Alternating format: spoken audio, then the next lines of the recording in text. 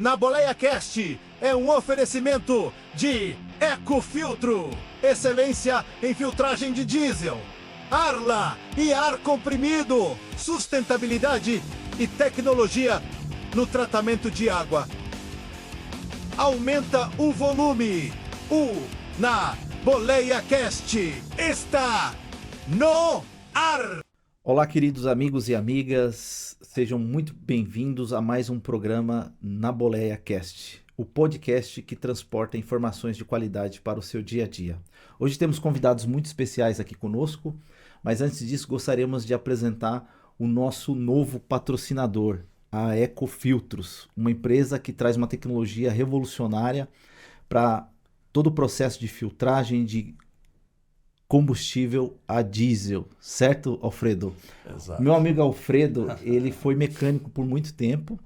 Caminhoneiro, entende muito desse processo. Fala um pouquinho para nós a respeito desse produto, Alfredo. Vamos lá. Me chamou a atenção, Gil, esse filtro, pela capacidade que ele tem de separar a água do diesel e outras sujeiras que tem, né? O diesel, ele mudou muito depois do biodiesel. Hoje o diesel tem micro-organismo, que ele vem, né, o biodiesel ele vem de outras matérias que não são do petróleo, né? Perfeito. Então, hoje, quando a gente fala em diesel, ele tem prazo de validade. Antigamente não tinha, né? Então, hoje ele tem prazo de validade. E ele começa a criar borra no tanque, criar pasta no fundo, né? E esse filtro, ele consegue filtrar muito bem. E tanto é que acompanha com esse filtro um aditivo. Legal. Que ele faz justamente ao contrário. Ele mistura toda a sujeira que tem no tanque no diesel para levar para o filtro, para não ficar no fundo do tanque. Então, preserva a vida do tanque, do veículo, né? Perfeito. Ele acaba levando e aí no filtro ele separa. A capacidade de filtragem dele é muito diferente, né? Esse filtro é para 60 mil quilômetros. Caramba, 60 mil quilômetros, diferente do que tem no mercado, que é para 20, mas com 15 já tá entupindo e os caminhões acabam perdendo potência. E isso aí acaba acarretando um monte de danos no veículo e perda de tempo, atraso na entrega e por aí vai.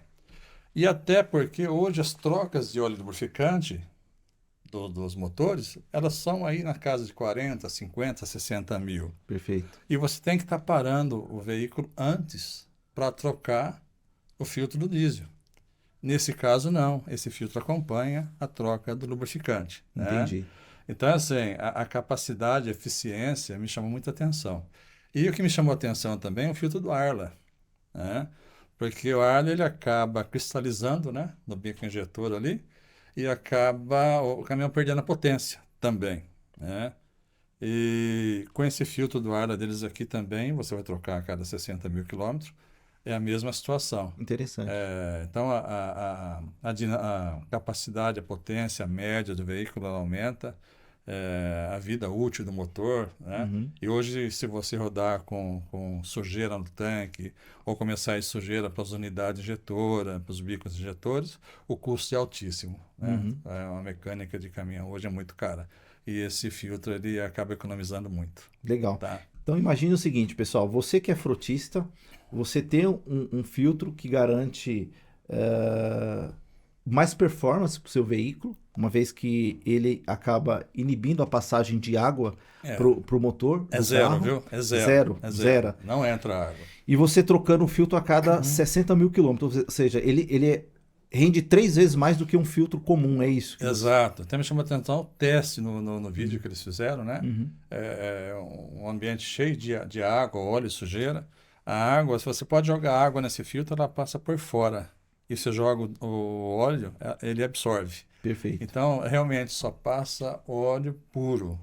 Só vai para o motor o óleo 100% puro. Legal. E pelo pouco que eu acompanhei, vocês já estão testando em grandes frotistas. Exato. E alguns deles aferiram 3% de redução no consumo de combustível. Exato. Melhorando a média do veículo, melhorando a vida útil do veículo. E hoje, quando se fala em 3% no custo que está o diesel e os KM que rodam o caminhão hoje os caminhões eles rodam tranquilamente de 15 a 30 mil, 15 a 25 mil quilômetros mês. Perfeito. Então dá uma diferença interessante no final do mês. Legal. Pessoal, Ecofiltro, se vocês quiserem saber mais a respeito dessa empresa, se quiserem fazer um teste em relação a esse produto, manda um e-mail para nós. A gente vai deixar o e-mail do Na Boleia Cast aqui na descrição desse vídeo e mandaremos com certeza um representante técnico para poder fazer um teste aí na sua frota, tá bom? Muito obrigado. É isso aí, pessoal. Voltamos aqui com os nossos convidados especiais. Hoje temos o prazer de trazer aqui a Cláudia Rodrigues, irmã da Débora, conhecida como Débora do Batom, e também o advogado dela, o Serginho, que já esteve conosco aqui em um outro programa, abordando outro tema, e aí a gente ficou sabendo que ele estava envolvido em todo esse processo. Resolvemos chamá-lo novamente aqui para acompanhar um pouco dessa jornada dessa moça. E também meu amigo Alfredo Benatti. Quem quiser saber mais sobre o Alfredo é só assistir o último programa. Da mesma forma o Serginho, né? Nós discutimos assuntos legais aqui. Sim. Cláudia Rodrigues.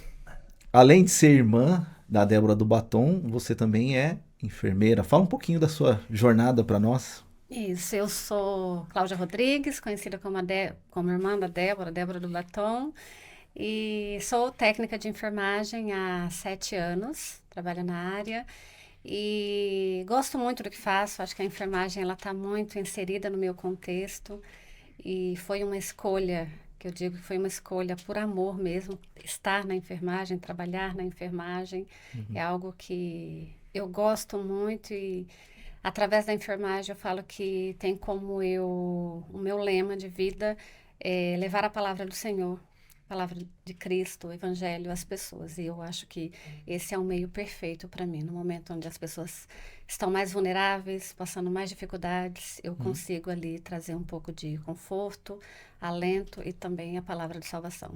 Legal. Você é pastora também? Não, você é só envolvida com o movimento. Isso, eu sou cristã, sou da Igreja Adventista do Sétimo Dia, estou há 20 anos na igreja e me identifiquei totalmente com a questão da Igreja Adventista. É algo que eu acredito ser o caminho, a verdade e a vida para a salvação. E é como eu falei, eu busco de alguma forma, com um pouco às vezes conhecimento sobre a palavra, mas eu tento de alguma forma levar a palavra do Senhor. Que bacana, que legal. Ô Serginho, me disseram que você também é pastor da Igreja Adventista, é isso mesmo? Olha, até gostaria de ter sido, né? A Igreja Adventista, para que seja pastor, passa pelo seminário de teologia, né? Inclusive geralmente são internatos. A Igreja Adventista tem um modelo de internatos, como os americanos, bem interessante, e que um filho nosso pode entrar assim no ensino médio, morar lá, estudar, ter, além da carreira acadêmica, fazer música, fazer outro idioma, né? E depois ir para a faculdade, continuar lá morando e sair formado, né? E no curso de teologia são 4 anos de internato. Geralmente a molecada vai, né, depois do ensino médio e se forma com 22 anos e segue a carreira, se casa, etc. E tem chamado de pastor. Eu, na minha trajetória, não tive, por uma série de questões, o privilégio de estar lá, mas como eu tenho, assim, desde pequeno, orientado pela minha mãe a falar na igreja, a pregar desde os 14, 15 anos, né? Então eu amadureci. Nesse sentido, muita gente que eu prego numa igreja fala: ô pastor, que mensagem? Eu falei: olha, diminui o cargo e aumenta o salário. Eu não sou pastor. Não, para mim você é. Então a gente acaba tendo um ministério pastoral também. Alguns pastores amigos falam isso, né? E Deus deu, enfim, Ele abençoou com o dom da palavra, e a gente vai levando a mensagem, mas é uma alegria realmente fazer parte da igreja. E essa aproximação com a família da Débora e da Cláudia se deu também pela nossa fé. Porque, para minha surpresa, toco o meu telefone e era um amigo que é pastor nos Estados Unidos, já foi no Brasil, já foi em Manaus, já foi na África, ele é um missionário. Me liga e coloca na linha um pastor já jubilado, aposentado, que foi presidente da nossa igreja para 8 países, Léo Ranzolin. Então estou falando do pastor Claudinei Cândido Silva, crescemos na mesma igreja na Zona Norte, temos a mesma idade, e o pastor Léo Ranzolin, já aposentado. Serginho, estamos aqui tensos, tristes e perplexos com o que está acontecendo com uma irmã da nossa igreja. Falei: quem? A Débora do batom, do Perdeu Mané. Falei, nossa, ela é adventista, né? Claro, temos que ajudar as pessoas, independente de qualquer coisa, né? Já fiz trabalhos em presídios, temos filhos na fé em presídios, né? E aí, mas a palavra de Deus diz, né? Quem não cuida dos próprios, da sua casa, da sua família, não é digno, né? Então, ok. E aí entramos no processo que já estava bem, assim, administrado por 2 profissionais, que é a doutora Taniele e o doutor Hélio Júnior. Então, o doutor Pablo, que é um outro professor de Direito, que mora em Brasília, eu morei em Brasília em período, e eu aqui em São Paulo, por estar mais próximo da família, entramos também para contribuir nesse momento, inclusive, que estava na questão da soltura dela para o regime domiciliar. E aí conseguimos o resultado e ela está na prisão domiciliar na sua residência em Paulínia. Entendi. E viramos amigos, né? Viramos. Família, tem toda essa aproximação. Pessoal, o Serginho, ele é uma caixa de ferramentas, né? Na última entrevista, depois que a gente descobriu que ele era motorista de lotação. Fui, 20 anos. Agora, pastor, e me disseram também que você tem um quadro na igreja que você é o Silvio afrodescendente. Ah, isso mesmo? meu pai de amor, pronto. Me entregaram. Olha só, eu, desde adolescente, desenvolvi a facilidade de imitações. Né? Eu lembro que o programa Pânico, que era só na rádio, da meio-dia às 2, eram mais imitações e tal. Na minha época eu era office boy no escritório e ouvi lá o Gil Gomes e imitei o Gil Gomes. Ouvi lá o Jânio Quadros e imitei o Jânio Quadros. E a turma do escritório, ué, como assim? Você tá falando igual, né?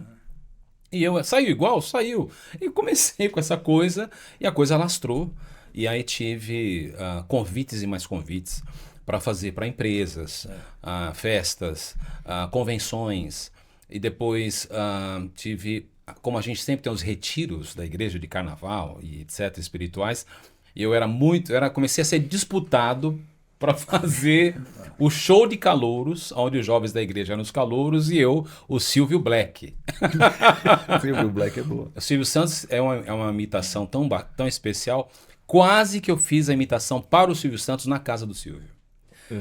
Um secretário do Silvio, o Itamar Oliveira, numa época que a gente estava bem mais próximo, na época da pandemia, agendou com o Silvio uma reunião e queria que eu estivesse. E eu ia fazer a imitação, a gente já estava indo. Aí a Iris ligou e falou, olha, a Covid ainda é um risco, é melhor não, tal, o Silvio queria, mas tal. Então seria muito bom, muito engraçado. Eu imitei o Maluf pro Maluf. Ele rachou de rir, né? E aí eu conto um pouco da minha história nos testemunhos, né? E aí eu faço as imitações. Então vamos lá, já que querem que eu imite, vamos lá. Muito bem, meus amigos de casa, meus colegas e minhas colegas de trabalho. Estamos no Naboleia Cast, né? É um bom programa, é um bom nome, hein? É Alfredo, né? Alfredo e o Gil. É isso. E você é a Cláudia. Minha memória tá boa, mas... quero dizer pra vocês uma coisa, esse programa é um programa que vai ganhar muita audiência, porque os caminhoneiros do Brasil são o quê? 2 milhões? 3 milhões? Os transportadores chegam a 5 milhões de pessoas e eu quero fazer o carnê na boleia. Eu quero... que você pague o carnê rigorosamente em dia. Bacana, legal. E por aí vai. Já que falamos no assunto do caminhoneiro aqui, bem Sim. lembrado pelo nosso amigo Serginho, eu estava conversando com meu parceiro de bancada, né, o Alfredo Benatti, e eu não sabia, mas muitos caminhoneiros acabaram se envolvendo, né, no movimento do 8 de janeiro. Alguns deles ajudando as pessoas a se deslocarem, né, até lá, e outros motoristas de fretado também, que acabaram conduzindo os ônibus até Brasília. E com isso eles arrumaram um baita problema. A gente achou bacana trazer um pouco da realidade das pessoas que acabaram sendo condenadas no 8 de janeiro. Então, por isso que a Cláudia veio aqui para falar um pouquinho de todo o impacto que a família dela, que ela está tendo diante que o Brasil, né? Porque praticamente o Brasil está parado em função, eu vou usar o termo aqui, de uma vingança. Talvez. Ok. Né? Cláudia, fala um pouquinho para mim como tem sido para você e para sua família lidar com toda essa situação, né? Eu acredito que mais do que você pode estar sentindo tudo isso na pele, pode falar um pouquinho de como tem sido isso para vocês. Então, Gil, desde quando ocorreu a prisão da Débora, houve aí uma exposição muito grande da nossa família, da imagem da nossa família. Então, o caso da Débora tomou uma repercussão muito grande, tanto no Brasil quanto fora do Brasil, né? Que era algo que nós não esperávamos naquele momento. Então, era algo que não dava para você evitar. Alguns comentários maldosos, algumas pessoas te pararem na rua, ou você está até mesmo no trabalho e você vê ali o nome da sua irmã, o nome da sua família sendo posicionado de forma muito errada, de forma muito estranha, sem as pessoas ao menos saber quem realmente era a Débora. Então, toda essa exposição nos trouxe problemas muito grandes.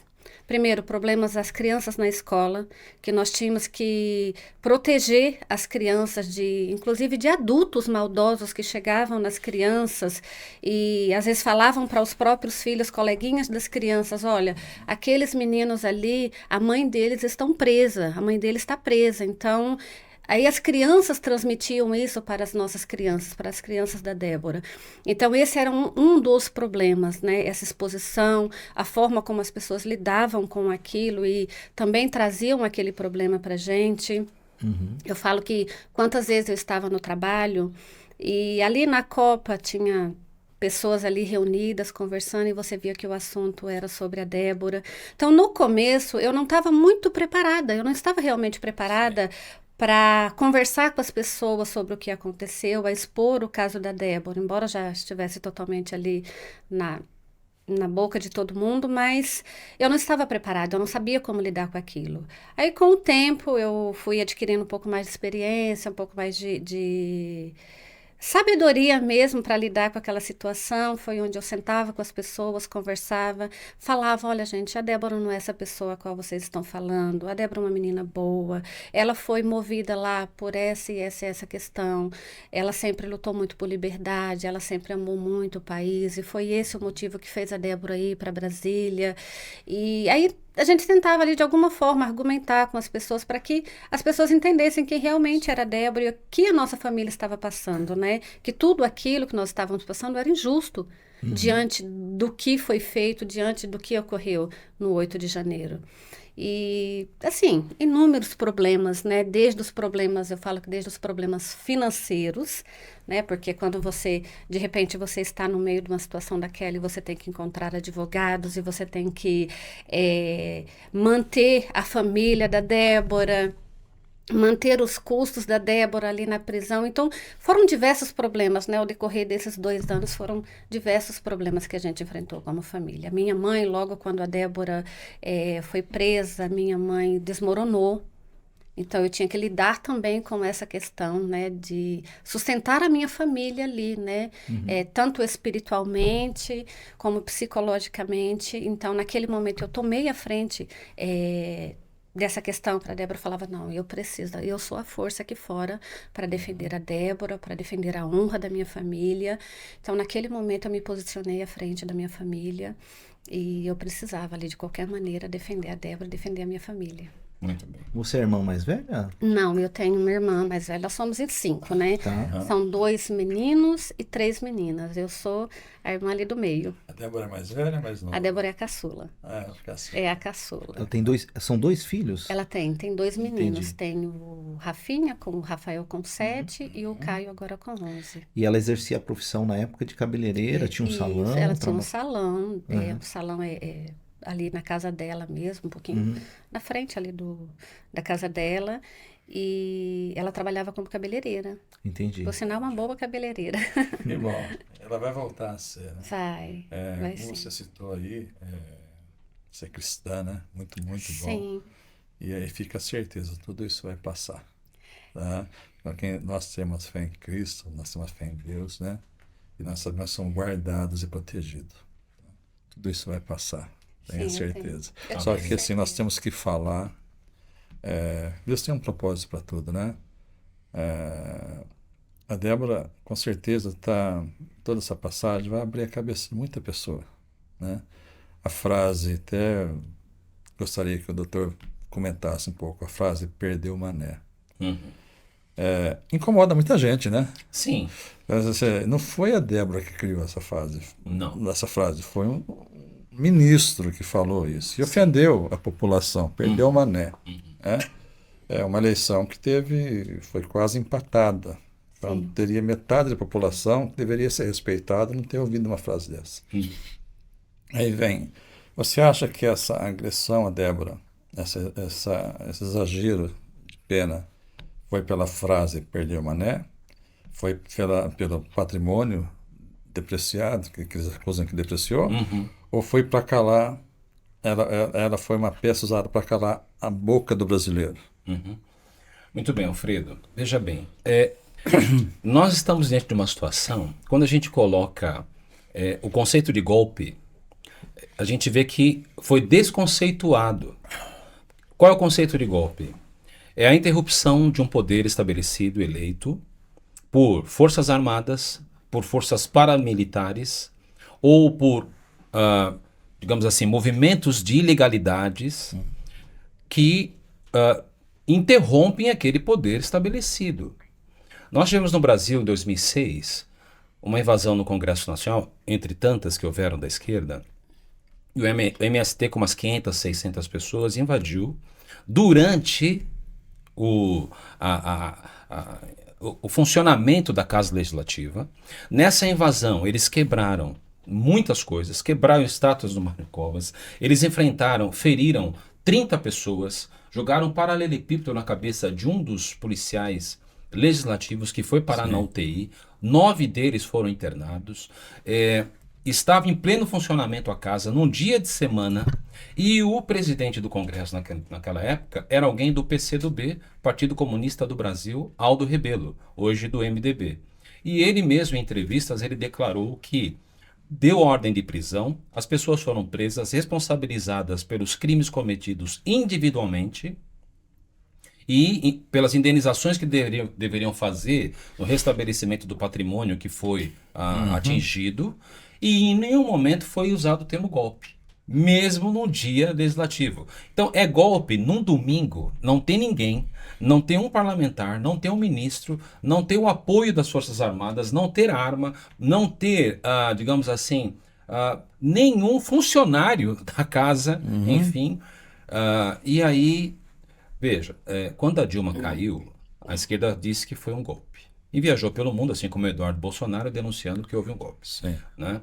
Então, essa coisa do golpe, ela fica tão etérea, tão assim imaterializada, só que existe uma massificação numa informação que faz com que a população entre naquilo que se chama distopia cognitiva. Você massifica uma ideia, e essa ideia faz com que se justifique a aplicação da pena que vai ser dada àquela pessoa que está sendo considerada responsável. Ok. Veja, a sociedade, e eu vou agora discordar do Lula e discordar do Bolsonaro. Sim.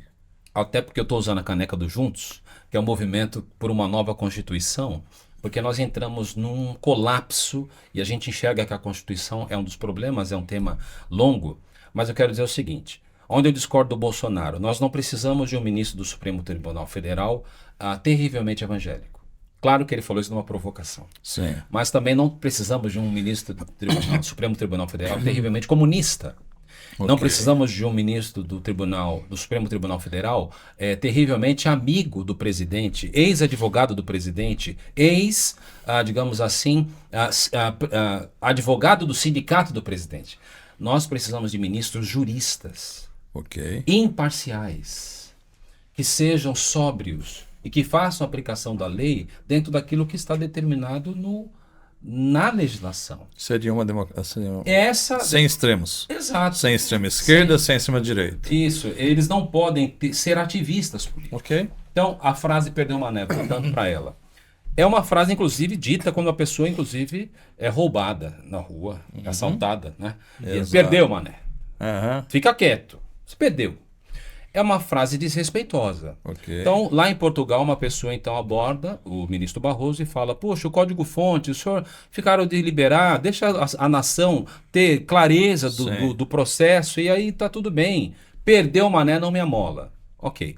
Numa manifestação do 8 de janeiro, que inclusive era a 7 minutos da minha casa, eu estava morando em Brasília ali, eu sempre pegava a bicicleta de domingo e ia pedalar ali. Se eu estivesse ali, que eu vim comemorar as festas em São Paulo com a família. Sim. Se eu estivesse em Brasília, provavelmente eu estaria envolvido, porque ia pegar, Sim. ia pedalar, ia lá Com ver. certeza. Então, bom, autistas foram presos, moradores de rua foram presos, né? Moradores em situação de rua, né? Para ser politicamente correto. Sim. Vendedores ambulantes. Vendedores que estavam ali ambulantes, aproveitando o público. o motoboy que foi entregar um lanche. Então, Uhum. o fato é que a Débora foi solicitado a ela. Você tem uma letra boa? Tenho. Você pode escrever ali, perder o mané para provocar o ministro? Ah, tá bom. A estátua, eu já estive em Brasília, você vê a estátua ali, Sim, você pega um sim. papel. Ela escreveu, não ficou, foi embora, né? 2 meses depois é presa. Agora veja, 14 anos de prisão, 2 anos de reclusão sem saidinha, Sem saidinha. Sim. sem saidinha. Aham. E Sem benefício nenhum. sem benefício né? nenhum. A verdade é essa. E poucas pessoas dizem, né, que tem mais um aspecto daquilo Aham. que ela foi penalizada. 30 milhões de reais. E no momento em que Isso é uma pena individual ou é 30 milhões está dividido acumulada para ela, para ela?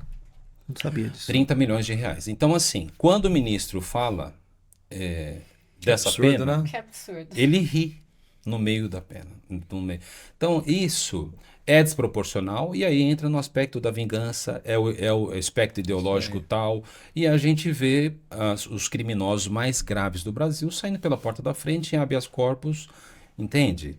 E então, isso tudo gerou uma comoção tão grande. O caso dela, claro, o Clezão também gerou, e todos Aham. que a gente vai vendo, vai ficando um absurdo, Sim. mas alguns caem assim num olhar assim de mais deixar a sociedade estupefacta, digamos, né? E o caso dela mobilizou pessoas como Augusto Cury, que foi para a rede social pessoal e fala, gente... E aí você olha para o caso da esposa do ex-governador do Rio de Janeiro, que desviou 300 milhões, 30 foi para conta dela, Sandra, e ela fica 4 meses porque ela tem filhos menores e ela vai para casa. E hoje esse governador está fazendo lives, numa cobertura, dando Sim. dicas de cinema de final de... Então, esse deboche... Aham. E vejam, eu encerro aqui. A Justiça, a Suprema Corte, é a última trincheira, o último muro de arrimo para corrigir, né, alguma distorção que exista.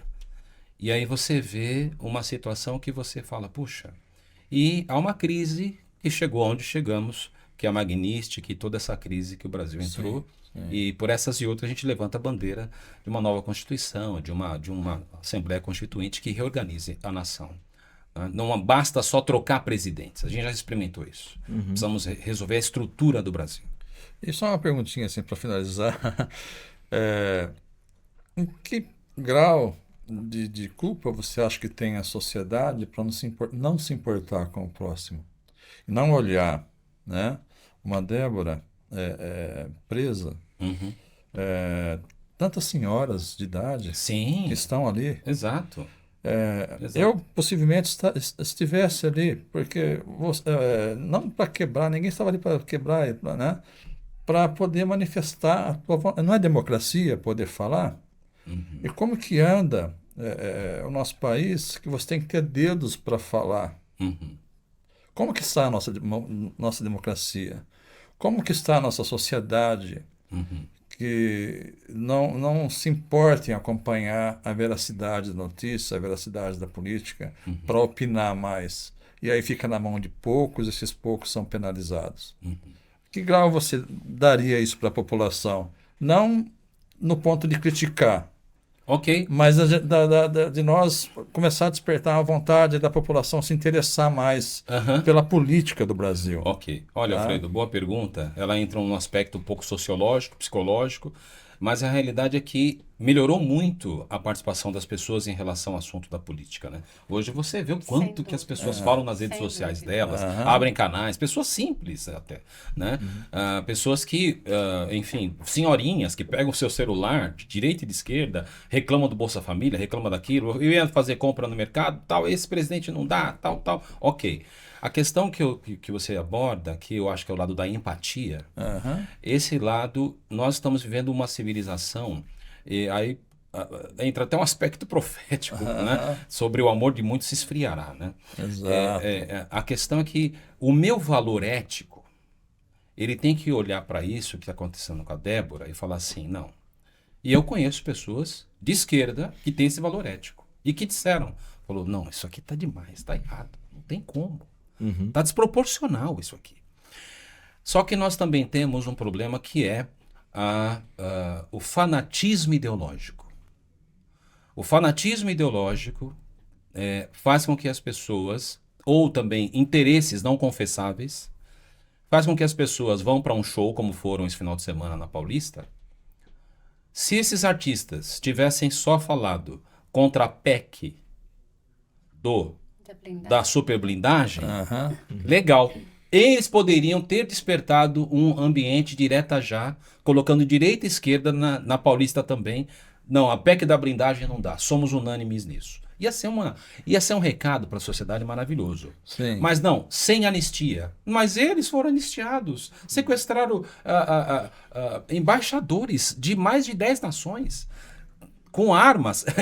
Então, você olha assim e fala, peraí. Aí você olha depois no organograma de transferências da Lei Rouanet, que chegou já a 34 bi. Absurdo, eu vi o valor. Então, os valores que eles recebem, você fala, puxa, essas pessoas estão lá por isso. Então, isso é muito ruim. Isso é muito ruim. E essas pessoas, quer queira que não, com a arte delas, que transcende direita ou esquerda, ganharam digamos assim, uma relevância na vida das pessoas pela arte. Mas aí, politicamente, quando se posicionam assim, as pessoas vão se afastando, né? Você vê os shows deles esvaziados, né? É um problema. Então, eu, sinceramente, nós precisamos de um movimento agora, na nação, ou nos que... Se esse era o governo do amor que pacificaria o Brasil, desculpa, esse foi o maior... Falhou, né? Essa foi a maior fake news. Um amor estranho, né, Cláudio? Né? Aonde numa entrevista estranho. o próprio presidente fala o que vai fazer com o Sérgio Moro, com um palavrão que não cabe nos lábios de ninguém. Sim. Né?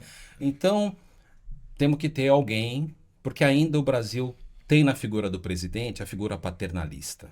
É a figura que, digamos assim, com a sua fala, ele pode pacificar ou pode alimentar antagonismos. Né? Então, o caminho ainda vai ser de redução de danos, que seja um presidente mais republicano e que não tenha uma agenda ideológica e coloque, inclusive, o Brasil numa situação de uma saia justa internacional tão grave como estamos hoje. Bacana. Deixa eu fazer uma pergunta, Cláudia. Como que era o seu relacionamento com a Débora na infância, né? Como que vocês lidavam com essas questões aí? Já pensavam nessas questões aí de melhorar, vamos ver, a vida das pessoas ao redor de vocês? Olha, imagina assim, uma família saiu lá do Nordeste, lá da Bahia, uma cidadezinha onde ninguém conhece. Passamos por Como que é o nome? João Dourado. João Dourado. As pessoas conhecem mais Irecê, Uhum. mas João Dourado é um pouquinho mais distante, as pessoas não conhecem muito. Mas imagina, uma cidade muito pequena, pouco desenvolvida na época, e saímos de lá. Eu, a minha mãe e as minhas irmãs pequenininhas. Minha mãe ali separada do meu pai. Então, viemos para Campinas. Imagina as dificuldades que uma família passou. Né? Aí há 30 anos atrás, lá em Campinas. Então, nós viemos com a cara e a coragem para cá, para Campinas. E a ausência de um pai, eu acho que foi algo que trouxe para a gente muitas dificuldades naquele período, naquele momento da nossa infância. Mas também, eu falo que isso foi algo que nos fez forte diante das circunstâncias da vida. E trouxe para nós a proximidade muito grande. Então, nós sabíamos que nós só tínhamos uma a outra. E nós sabíamos que nós tínhamos que nos proteger. Esse sempre foi um lema da nossa família, um por todos e todos por um. Nós sabíamos que nós tínhamos que nos proteger diante de toda e qualquer situação. Então, nós tivemos uma infância ali com muita dificuldade, mas uma infância feliz no âmbito familiar. Né? De muito amor, muita cumplicidade, muita proximidade. E eu falo que a mamãe sempre nos ensinou algo, que Cristo teria que ser o centro da nossa vida. Que bonito. Então, ali nós sempre tivemos essa certeza. Então, eu, como ali a irmã do meio, eu acho que eu tinha um pouco essa questão, acho que é intrínseco meu, é meu mesmo, de ter esse instinto de proteção. Então, eu falo que desde pequena, as brigas que a Débora entrava, eu estava junto. Mexeu com uma, mexeu com a outra. Então, nós estávamos sempre muito juntas. Fomos estudar juntos, na mesma escola, trabalhávamos muitas vezes nas mesmas empresas. Fomos para a faculdade juntas, fizemos a mesma faculdade. Então, a gente estava ali sempre muito junto, muito próximo. E por ela ser talvez a irmã mais jovem, tinha esse instinto de proteção, acho que de todas as irmãs, da mãe em relação sempre. Eu falo a que ela, né? a Débora, por ser a caçula, eu falo que sempre foi a bebezinha da casa, né? Então a gente tinha muito isso, né? Essa questão de proteger a Débora, tudo. Mas embora a Débora sempre foi uma menina muito ousada, assim, ela sempre foi muito forte. Mesmo sendo caçula, sendo muito protegida, ela sempre foi uma menina muito forte, muito determinada. Débora, com 14 anos de idade, ela falou, mamãe, eu quero trabalhar. Mas com 14 anos, filha, assim, ela foi lá no Patrulheiros, ela pesquisou como que se inscrevia no Patrulheiro, ela foi lá, fez a inscrição dela, preparou tudo, chegou um dia, ela falou, mamãe, eu preciso que você vá lá assinar os documentos, eu já conversei tudo, já tá tudo certo, eu só preciso que você vá lá e assine. Aí falou, tá bom, se você quer isso, eu vou lá, eu vou, assino tudo. 30 dias depois, a Débora estava no Patrulheiro, a Débora estava trabalhando. Com a faculdade foi a mesma coisa, um certo dia ela chegou em casa e falou assim para mim, Cal, ela me chama de Cal. Cal, vamos na faculdade? Vamos fazer uma faculdade? Eu falei, você tá doida, menina? Eu tô desempregada, eu não sei como que eu vou pagar essa faculdade. Ela falou, não sei, vamos dar um jeito? Vamos lá conversar? Eu falei, vamos. Chegamos lá na faculdade, fizemos a nossa inscrição, prestamos ali o vestibular, fizemos a nossa inscrição, ok, passamos. Débora, como que eu vou pagar? Eu não sei. Nós vamos conversar lá na diretoria agora. Vamos ver como que eles vão, que desconto eles vão nos dar. E ali aconteceu que, passado algum tempo, a gente estava fazendo faculdade, não sabia como ia pagar o mês seguinte, a gente estava se virando. Conversamos na reitoria da faculdade, na diretoria da faculdade, ele falou, não, vamos dar um jeito, vocês vão continuar. Daqui a pouco estávamos nós com bolsa para estudar, fizemos a nossa faculdade, terminamos. Então, tudo isso por essa questão dessa ousadia. Ela fez enfermagem como você? Não, ela fez... Nossa primeira faculdade foi administração. Legal. Era algo que no período eu não queria, porque eu não me identificava muito. Falei, não, mas eu vou fazer, é bom ter conhecimento, né? E fui para a faculdade, fizemos a faculdade junto, aí depois ela foi por um caminho, eu fui por outro. Legal. Mas foi essa ousadia da Débora, desde muito cedo, que... Né, essa determinação dela. Essa ousadia, essa garra, vocês acham que trouxeram de exemplos da tua mãe? Sem dúvida. Mamãe teve que ser muito forte. É pelo que você contou, por isso que eu perguntei, para sair, ter a decisão de sair da Bahia, vir para São Paulo. Sim, sem dúvida. Vocês tinham parente aqui, veio na cara e coragem? Não tínhamos ninguém, foi com a cara e a coragem. Então era guerreira. Sem dúvida. Você imagina, você com 3 crianças, né? Porque eu estava aí com 8 anos. Eu estava com... Deixa eu ver, a Débora estava com 1 ano e 8 meses, eu estava aí com 7 para 8 anos. E a Débora uma bebê, a minha irmã 5 anos aí mais velha do que eu. Sim. E devido à circunstância ali de uma situação com meu pai, como eu falei, nós saímos com a cara e a coragem, viemos para cá, e minha mãe foi essa mulher guerreira. Legal. Que chegou aqui, foi trabalhar, deixávamos as 3 em casa, uma cuidando da outra, e vão para a escola, né, vão se virando. E ali... A garra da mamãe fez com que nós também tivéssemos esse exemplo dentro de casa, né? Não, nós precisamos ser fortes, nós precisamos ser batalhadoras e nós vamos vencer todo esse período ruim da nossa vida. Ela está com quantos anos hoje? A Débora? Acabou de fazer 40 anos. Nossa. Dia 20 foi o aniversário dela, ela fez 40 anos. Legal, não parece mais jovem, assim, pelas exatamente, fotos. Falando em fotos, a Lawane, eu acho que tem umas fotos aí, olha lá.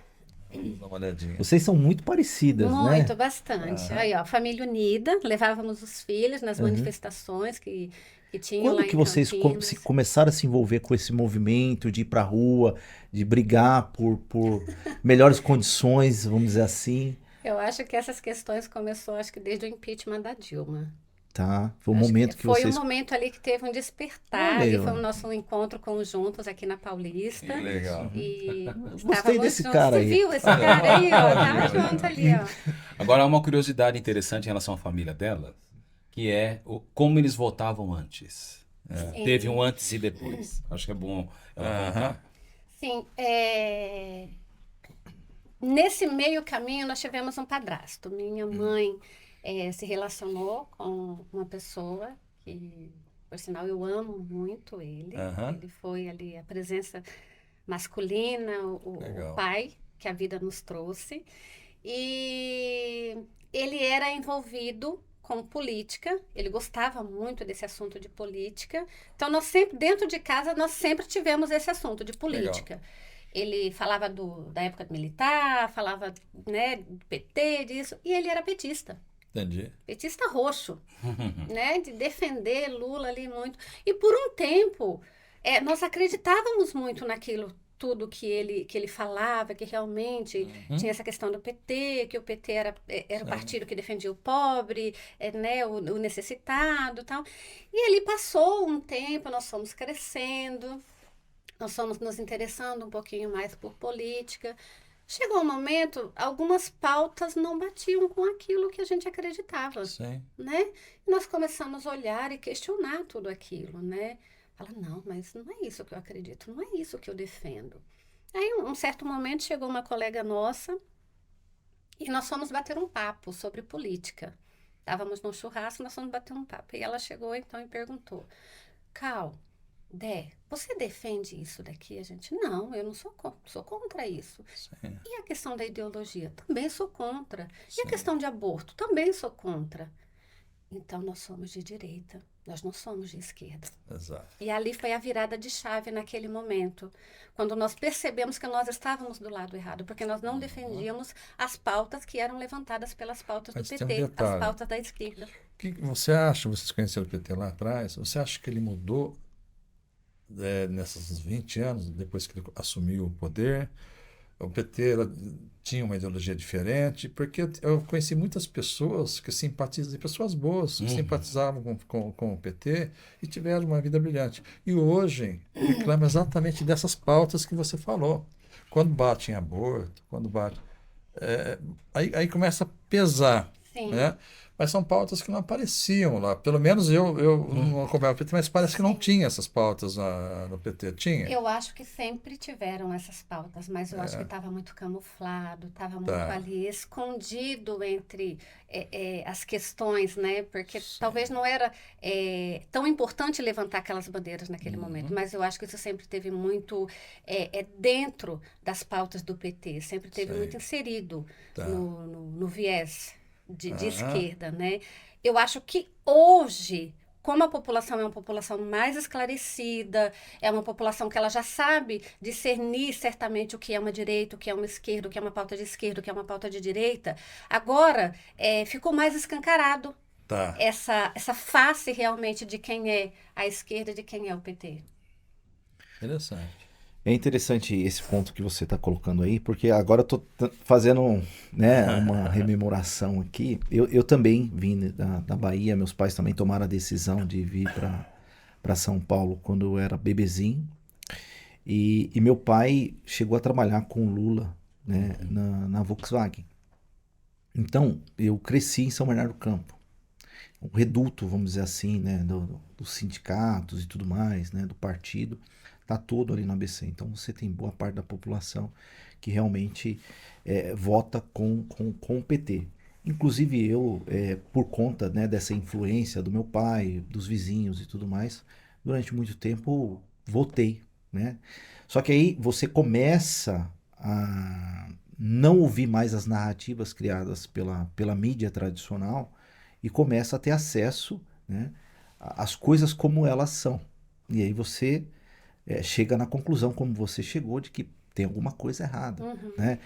Eu sei que tem muitas pessoas na esquerda que realmente elas querem o bem, têm um pensamento progressista, querem, né, a melhoria da sociedade como um todo, mas realmente você tem uma parcela que acaba defendendo uma bandeira, né, ideológica, que realmente vai contra princípios, vamos dizer assim, cristãos, ou das pessoas que se consideram, né, pessoas de bem. Eu acho que é muito isso, né, Serginho? Eu acho que as pessoas acordaram. Sim.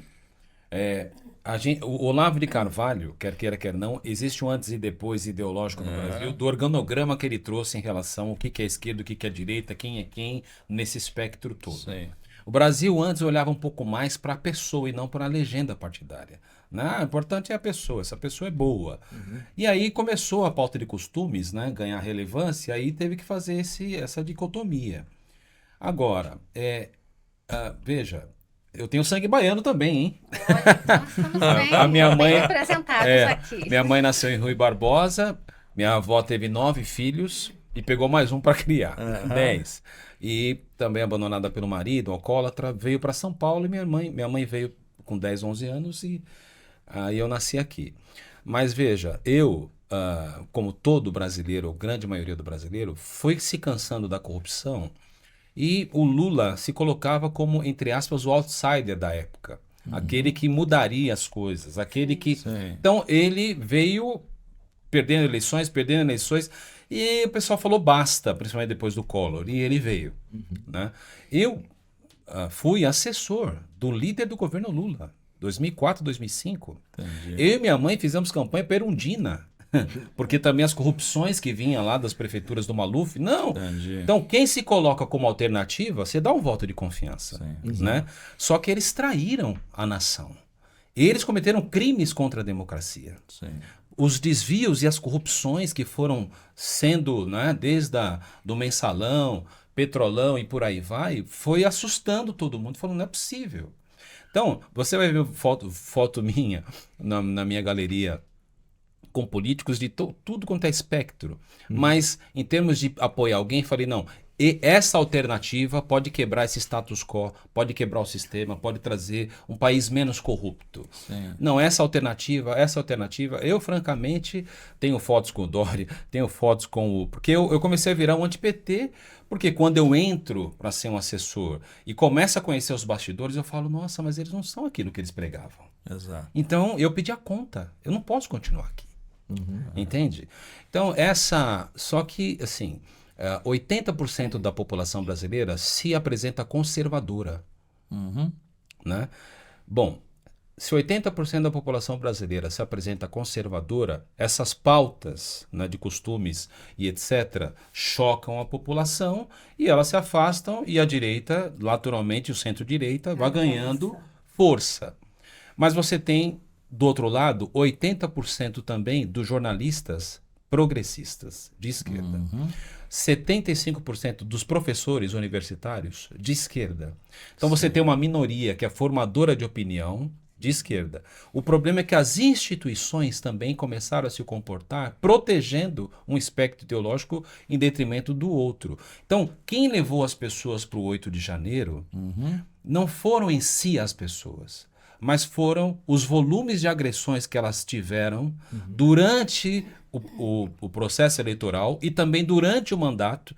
Eu me lembro que um jornalista tinha feito um painel de 135, 136 até aquela data, invasões de competência que o Supremo fez no governo. Sim. E aí você, diante de tudo isso, as pessoas foram se revoltando, tem informação, Sim. não é mais a rede tal de televisão que manda na informação, né, que é a paladina da verdade, eu tenho aqui no celular. Não, peraí.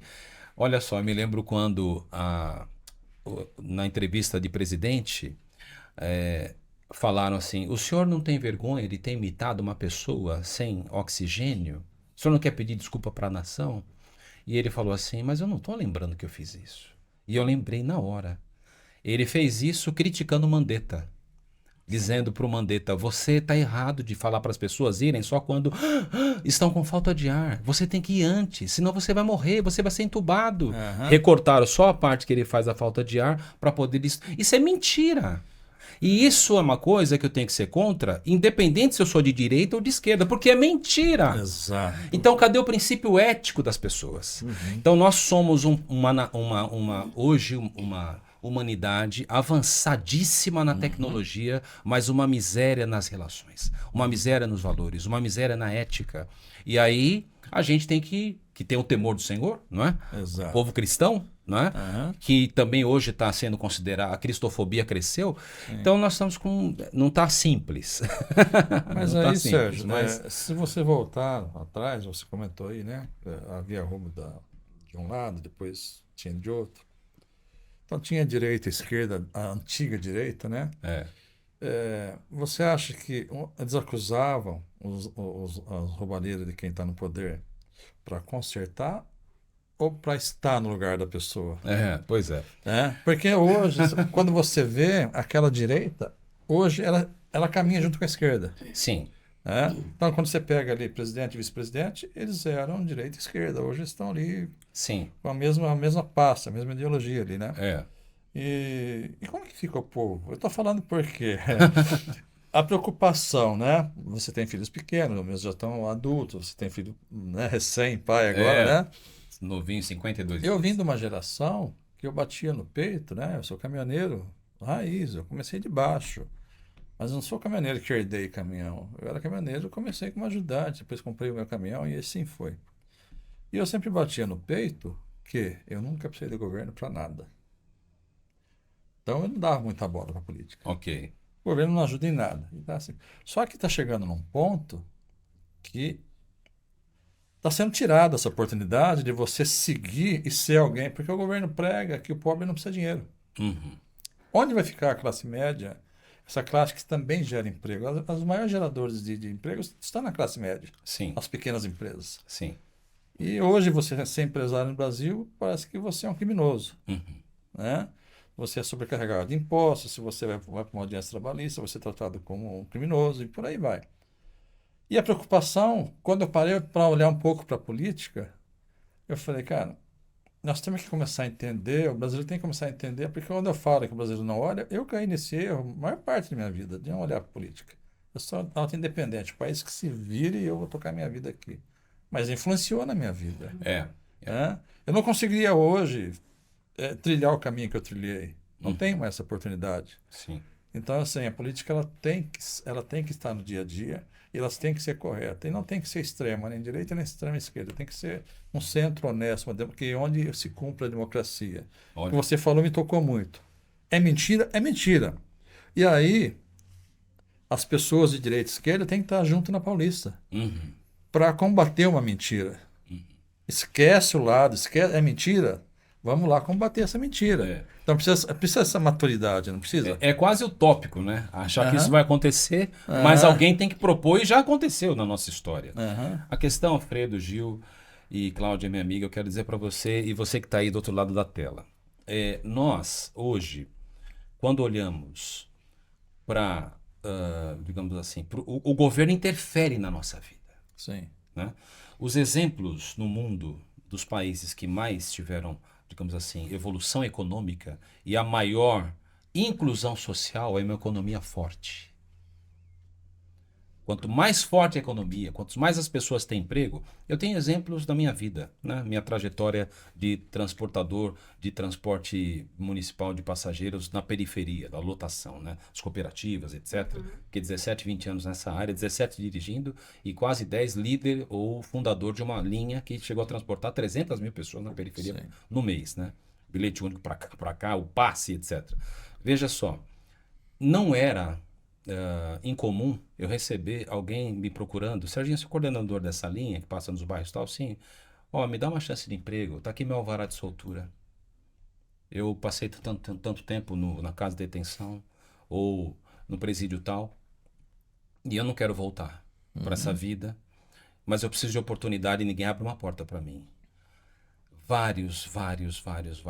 Eu transformei em motoristas, cobradores e fiscais. Okay. E recentemente eu tive a alegria de descer ali no metrô Barra Funda.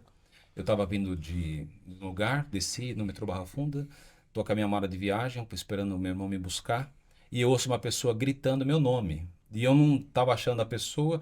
Aí quando eu achei, ele vinha correndo e pulou em cima de mim, quase me derrubou. E era um rapaz chamado Wilsinho.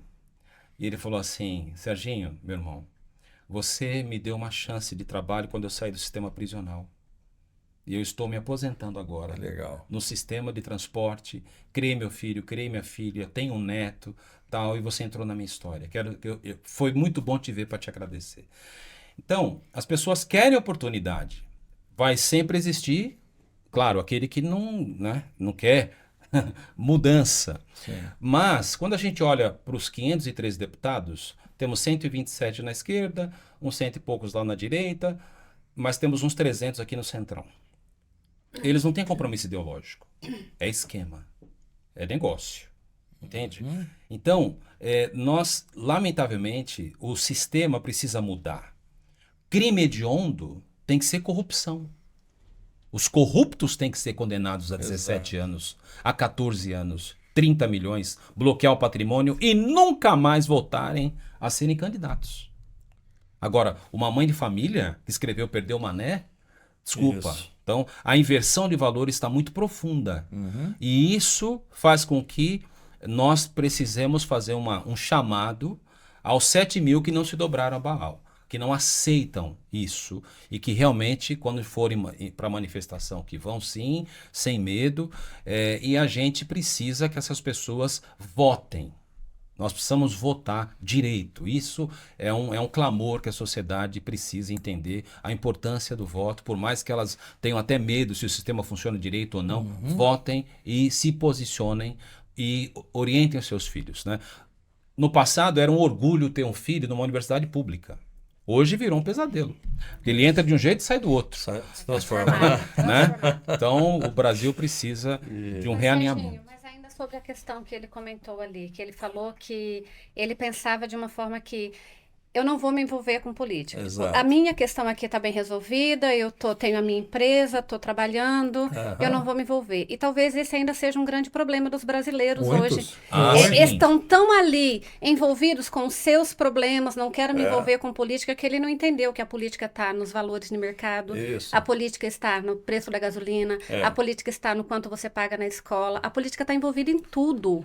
Enquanto a população ela não ultrapassar esse pensamento aí de que não, eu tenho que me envolver por política, eu tenho que me interessar por política, porque é o que o governo quer. Exato. O governo quer pessoas dependentes dele. Todos os governos, independente se governo de direita ou de esquerda. E que não fiscalize. Que não fiscalize. Exato. Então, quando a população entender que a política está inserida em todo o seu contexto de vida, nós não vamos mudar essa situação. Isso. Então, nós temos que ser cobradores daqueles que nós elegemos. Perfeito. Aliás, algumas pessoas fazem uma campanha, não vote para ter muito voto em branco, né?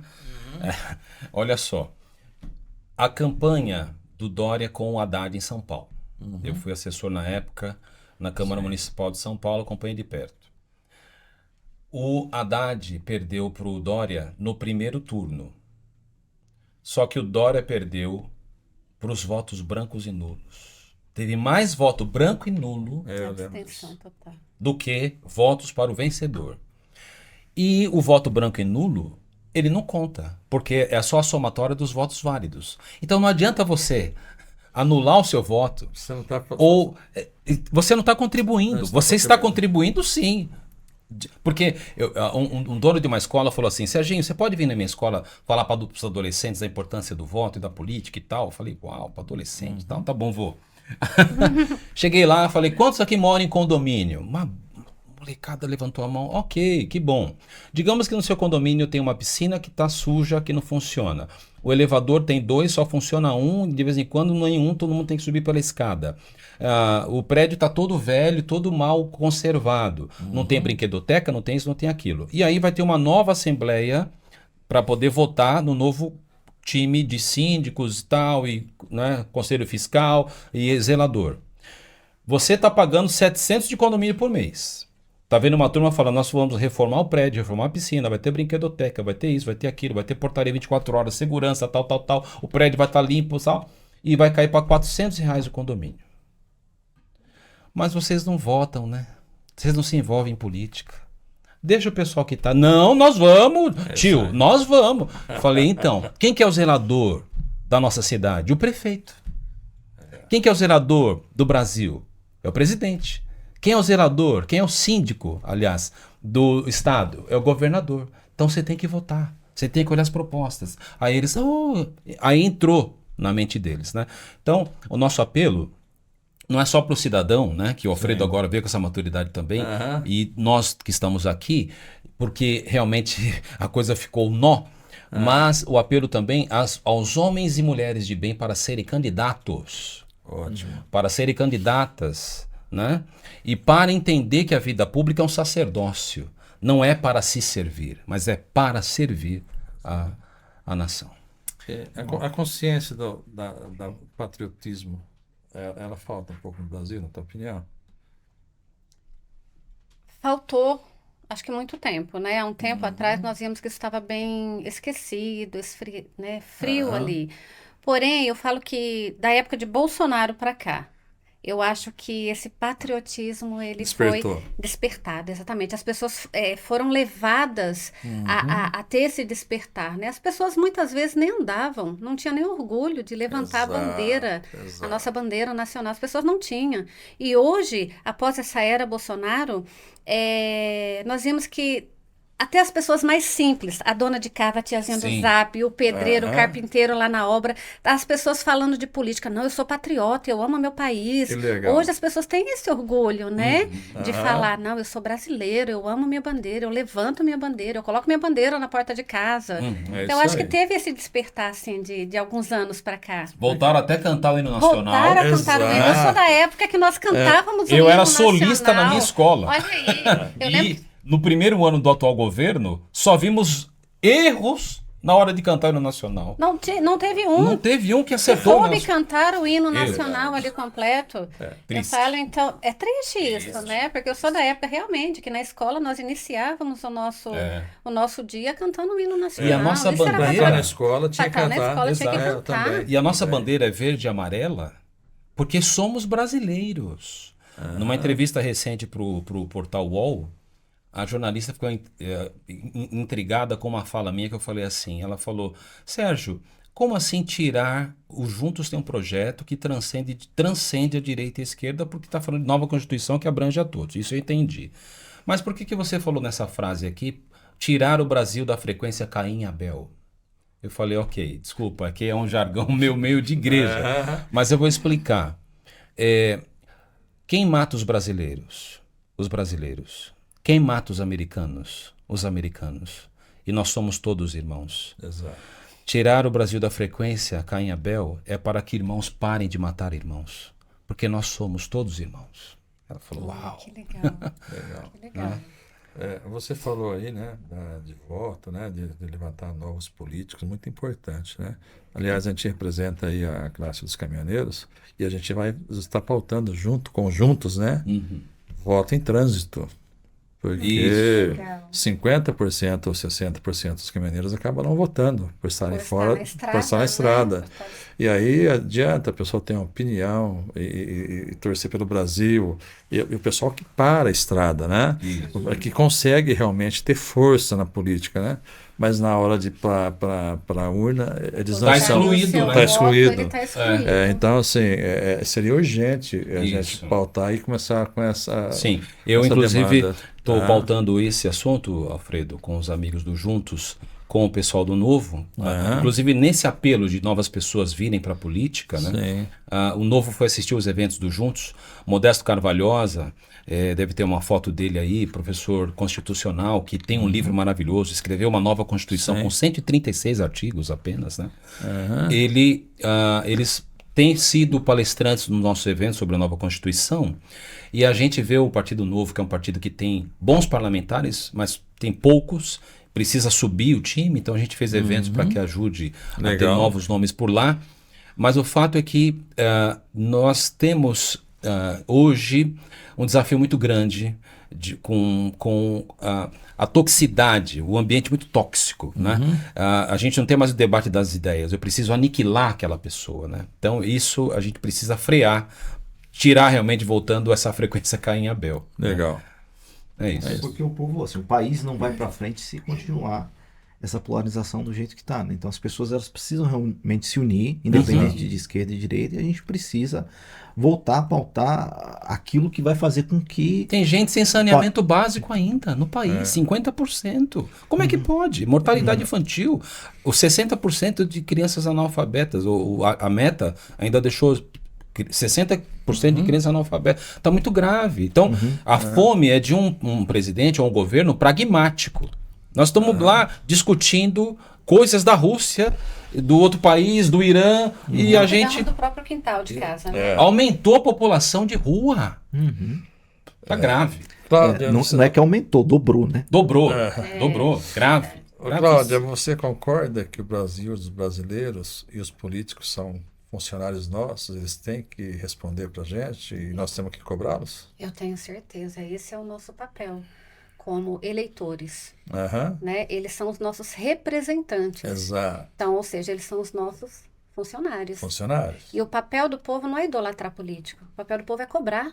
Nós colocamos eles lá no poder. Então, o papel da população, do eleitor, é cobrar o que ele está fazendo ou o que ele não está fazendo, ou o que está fazendo de errado, né? Então, eu acho que é esse o papel da população. Parar com essa idolatria a políticos e fazer o seu papel, que é cobrar. Isso envolve tudo, né? STF, tudo. Está tudo abaixo do povo. O povo tem que estar acima de tudo. Nós não somos os pagadores, né? Nós somos os pagadores do boleto. Então, como pagador de boleto, nós temos que exercer a nossa função. Você fala muito em soberania, mas a soberania está no povo. O poder emana do povo. A Constituição já nos diz Exato. isso, né? Então, esses que estão no poder devem se entender como funcionários do povo, demissíveis. Eles não são, eles estão. Eles estão. Perfeito. E por isso nós levantamos a bandeira pelo fim da reeleição. E como é que esse pessoal vê o povo quando você ouve uma frase de um cargo tão importante falar perdeu o mané? Você acha que ele vê o povo como soberano? Assim... Estou voltando um pouco ao assunto. Concordo. É a pauta do dia. Porque incomodou essa frase. Antes de acontecer a frase do Botão, já incomodava muita gente. Sim. A Débora, ao escrever isso, né? Ela expressou a voz do povo. Isso. Tanto é que Caivano, ele até fala que o crime da Débora foi plágio. Foi o único crime que ela cometeu, foi o plágio. Exato. Porque ela simplesmente usou reproduziu. a frase. Ela reproduziu a frase do ministro. Só que assim, o ego dessas pessoas é tão inflado, né, que eles colocaram a mão pesada sobre ela por isso. Porque o Fux falou, o que ela cometeu... a multa é água e sabão. Quanto custa água e sabão para tirar? 3 minutos de VAP e resolveu. Um batom, um gloss. Sim. E vilipêndio a um patrimônio público tombado 1 ano e meio. Que daria o quê? Cestas básicas. Que já faz na igreja, já ajuda, já está no DNA. 14 anos, 30 milhões. Então, você vê que realmente... E aí, Alfredo, foi boa a sua fala, porque numa entrevista recente, né, o ministro Barroso, ele chorou. E ele disse... Em outras entrevistas, eu fiz uma frase errada, derrotamos o bolsonarismo. Eu fiz uma fala errada sobre isso, sobre aquilo. Só que agora a mão pesou em relação a uma série de coisas e eles sabem o que eles fizeram no verão passado, né? O problema é que eles hoje, quando um juiz, mesmo em outras casas, comete um crime de fato, a aposentadoria antecipada é a punição deles. Fica em casa recebendo 40 mil. Né? Então, isso precisa mudar. Por isso a gente levanta a bandeira de uma nova Constituição, inclusive propondo que o mandato dos ministros deve acompanhar o mandato dos senadores. 8 anos. Estourando 10. Presidente da República, 1 mandato ou 2, fim. Toca a sua vida. E assim a gente vai oxigenando e alternando, com alternância de poder, que é isso que mantém a democracia. Eu falo mais, o ministro da STF teria que ser juiz de carreira. De carreira, sabe? exatamente. Porque assim, tem que ter uma experiência, ter passado por todos os campos para poder estar assumindo ali. Exatamente. É uma função tão importante, nobre e que assim, demanda sobriedade e não ativismo. Tanto é que na lei da magistratura é vedado aos ministros, aos juízes participarem de eventos políticos, né? Então a gente está, nós temos isso. a gente não, o Brasil é um verdadeiro acordão E é o mar das discricionariedades. É o que eu acho, não é o que está escrito. E nunca se viu tanto o ministro do STF dar tanta entrevista como está tendo agora. Exato. Os juízes do STF, os ministros, eles não deveriam dar entrevista. Eles deveriam estar isolados, fazer o papel, julgar, acabou. Não tem que estar na mídia. Inclusive, dar entrevista sobre alguém que ele vai julgar e como que ele pretende julgar. E ele já dá ali o veredito na entrevista. Antecipado na entrevista. Triste. Cláudia, você discute planos para o futuro com sua irmã? O que ela fala de fazer depois de toda essa confusão passar? Olha, tem uma palavra que fala assim, que o sonhar é do homem, mas o realizar é de Deus, né? Exato. E eu falo que se nós já tínhamos planos antes da prisão da Débora, de tudo que nós passamos, agora esses planos eu acho que eles foram... são maiores agora, né? E nós temos muitos planos, muitos sonhos.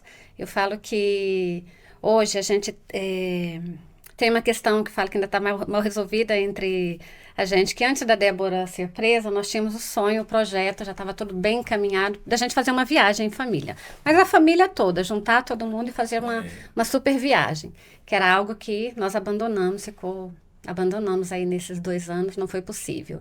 Então, nós temos esse plano aí de fazer essa viagem em família, de realmente voltar um pouquinho às nossas raízes lá na Bahia, tudo, né? E a Débora está com um plano, ela já está trabalhando nesse projeto de fazer o livro dela, ela já está escrevendo o livro, toda essa história de como começou a Débora lá no momento de esquerda, a Débora no momento que teve a virada de chave, o momento da prisão, tudo. Então a Débora está trabalhando nessa construção do livro, nós estamos trabalhando ali juntos na construção desse livro. Então é um sonho dela também, né, colocar esse livro aí. E... planos, né? Com a família, com os filhos. Ela também tem uma questão que eu acho que está incomodando muito ela, a questão dela não poder estar indo para a igreja. Então ela fala, hoje, o meu sonho é poder pegar na mão dos meus filhos e poder levar os meus filhos de volta na igreja, a gente poder escutar, né? Ter um culto ali. Então, está estudando, agora ela está fazendo uma pós lá online. Legal. Então, ela está trabalhando nos sonhos dela, a gente está tentando construir algumas coisas. Falando em fé, você acredita que Deus está levantando uma nação para poder consertar esse país? Olha... dentro desse sofrimento, das coisas que estão acontecendo, está texto fortalecendo pessoas. Sim, tem um texto bíblico. Você vai viver muito falando de Bíblia, de palavra de Deus, porque eu acho que isso, como eu falei, Cristo é muito o centro da minha vida. Romanos 8:28 fala que todas as coisas cooperam para o bem daqueles que amam a Deus e andam segundo o seu propósito. Glória a Deus. Eu não entendia. De verdade, eu não entendia o porquê que a gente estava passando por tudo aquilo. Por que o nosso país estava passando por uma situação daquela. Mas quando você para e pensa e fala que todas as coisas cooperam para o bem daqueles que amam a Deus, aí você começa a entender um pouquinho. Que se o nosso país não tivesse chegado a esse extremo, a nação não tivesse chegado a esse extremo, nós não conheceríamos as duas faces das pessoas que estão governando este país, das pessoas que estão lá em cima. Foi necessário mexer nas bases aqui embaixo. Foi necessário mexer nas pessoas simples. Foi necessário que a justiça fosse realmente, a injustiça fosse estampada, invadisse os lares de pessoas simples, de pessoas comuns, como a minha família, para que as coisas fossem de fato escancaradas. E aí você fala, mas Cláudia, esse então seria o lado, né, da coisa boa? Eu falei, sim. Porque é a forma que nós temos de mudar essa situação. E eu falo que as pessoas que foram envolvidas são pessoas que têm propósito nas mãos de Deus. Glória. E eu falo que a Débora é uma dessas pessoas. A nossa família é uma das pessoas que tem propósito nas mãos do Senhor. E ainda que doa, ainda que nós soframos diante da circunstância que nos levou a isso, mas eu tenho certeza e eu vi a mão do Senhor conduzindo em todos os momentos da nossa vida. E eu sei que Deus não vai falhar nessa situação e em tantas outras, independente do que for acontecer. Ainda que a vontade dele não seja a minha vontade, ainda que ele não resolva as coisas da forma como eu gostaria que ele resolvesse, mas eu tenho certeza que o Senhor está no controle de todas as coisas. Glória a Deus. Muito bom. Bem, nós estamos chegando já no final. Eu queria que você deixasse um recado, né, para as pessoas que estão nos assistindo aqui, que irão nos ouvir, e deixar um recado também para sua irmã. Bom, então eu acho que eu vou começar pela Débora. Eu gostaria de dizer primeiramente, o quanto nós sofremos, né, como família, em ver uma pessoa tão meiga, tão dedicada às coisas de Deus, sendo tão injustiçada diante daquilo. O nosso sofrimento era imenso ao ver ela naquele momento, mas que em momento algum nós tivemos vergonha dela ou algo parecido. O nosso amor por ela não mudou em nada. Nós temos muito orgulho da pessoa que ela é, de tudo que ela representa hoje para o nosso país. Eu falo que a Débora ela teve uma coragem muito grande, né? Mesmo talvez ali sem pensar, mas ela teve uma coragem muito grande. E isso nos orgulha muito da pessoa que ela é, dos valores que ela sustentou ali dentro da prisão. A Débora, ali no momento da prisão dela, eu falo que foi algo que foi uma conquista dela. Por quê? Embora ela estivesse muito envolvida dentro da prisão, aqui fora na igreja, mas ela sempre estava nos bastidores. Né? Ela estava ali como líder de jovem e tudo, mas ela estava nos bastidores. E no momento que ela se vê ali na prisão, ela começa a alcançar corações que ela só teria uma única oportunidade para alcançar aqueles corações.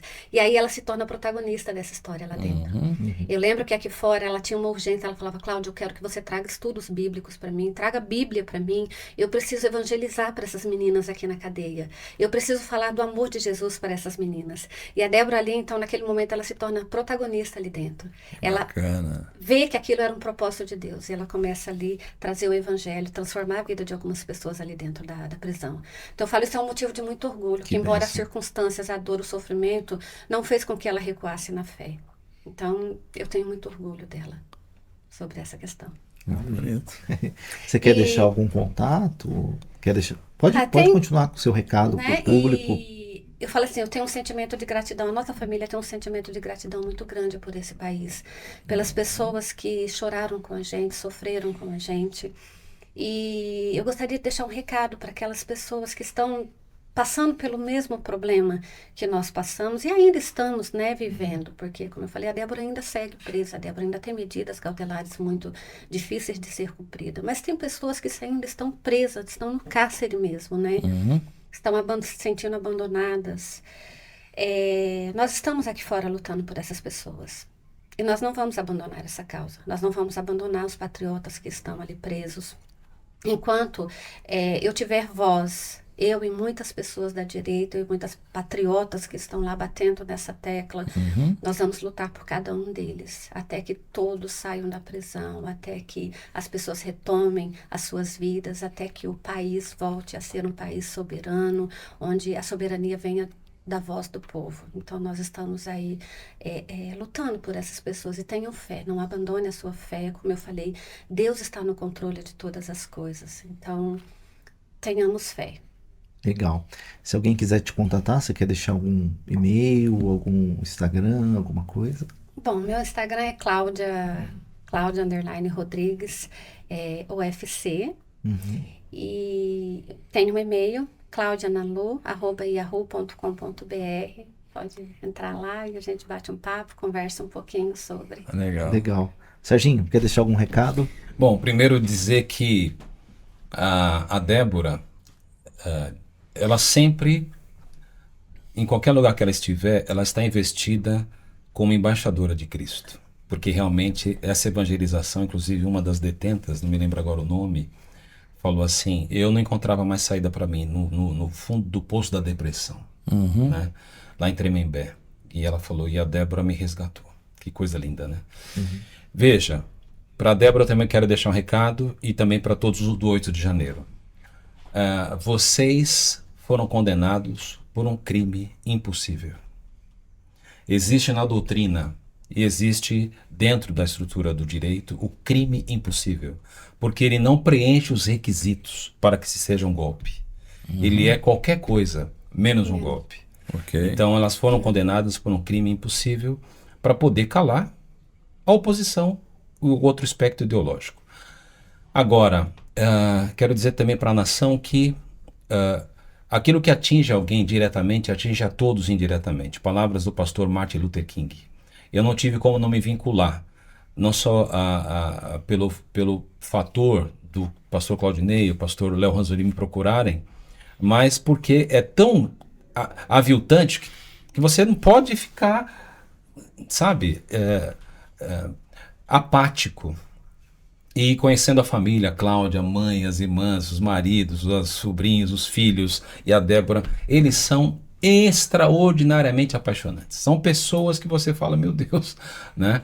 Então, é um privilégio poder fazer parte, eu vim pro bono junto com o Pablo também, a contribuir com esse trabalho para que a gente buscasse, não só ela, mas como a gente sempre fala dos outros nomes também, justiça. E para fechar, quero dizer para a sociedade, primeiro agradecer ao Boleia, a vocês, que esse projeto cresça, e dizer à sociedade que Aristóteles disse algo que também Martin Luther King, Kennedy e outros disseram, e eu volto a dizer, pior do que o barulho dos maus é o silêncio dos bons, né? Então não podemos nos calar, e esse aqui é um caminho que dá voz, né, a tudo isso. Então que esse programa cresça e que outros episódios venham também ajudar a trazer maiêutica, né, para a nossa nação. Obrigado, Serginho. Algum recado? Tem sim, tem. Como que não tem um recado diante de de um podcast tão importante quanto esse, né? O Boleia, ele representa 5 milhões de pessoas da estrada, Uau, muita gente. Coisa. E saiba que essas pessoas vão ouvir e muitas delas vão conhecer essa história da Débora. E nós nos colocamos aqui à disposição para que um dia a gente tenha um país que a gente tenha orgulho de ver novas gerações do nosso sangue chegando, né? Filhos e netos, né? Isso é possível. Deus já iniciou a obra, né? E as obras de Deus, ela começa do improvável, do impossível. E as maiores são mais impossíveis, mais improváveis, né? Então, assim, é um grande baque. As pessoas, às vezes, quando para sentir o que dentro que você relatou aí, né? Ela está evangelizando dentro do presídio, né? Olha o Espírito Santo agindo no coração dela. E ele age, né? Quando a gente abre a boca para falar o nome do Senhor, ele fala para a gente. Basta querer ser usado por Deus, ele fala para a gente. Eu queria deixar, Cláudia, é isso. Tanto eu, quanto o Gil, quanto o Boleia, quanto todos os caminhoneiros que nos alcançam, que nós representamos, à disposição para que vocês precisarem usar o canal aqui, voltar. Estamos à disposição para vocês aqui, as portas estão abertas, estão sempre, tá? Contem com a gente, nós vamos estar juntos nessa luta, nessa batalha, porque é de interesse do Brasil. Muito obrigada, eu agradeço muito ao Boleia pela oportunidade de poder aqui falar um pouquinho sobre toda essa dificuldade, esse drama que a gente passou. E obrigada pelo espaço que vocês abriram aqui, viu? Obrigada ao Serginho que nos acompanhou, ao Gil. E que Deus abençoe a vida de vocês, viu? Abençoe aí o projeto, que cresça, né? Que seja próspero. Amém, irmã. Queridos, chegamos ao final de mais uma viagem maravilhosa, né? Prazerosa. Sou muito grato por ter recebido vocês aqui no programa. É uma contribuição imensa para o nosso público. E não deixe de dar o like, se inscrever, compartilhar esse vídeo com o máximo de pessoas possíveis, compartilhar essas ideias bacanas que a gente está discutindo aqui. Até a próxima viagem. Grande abraço.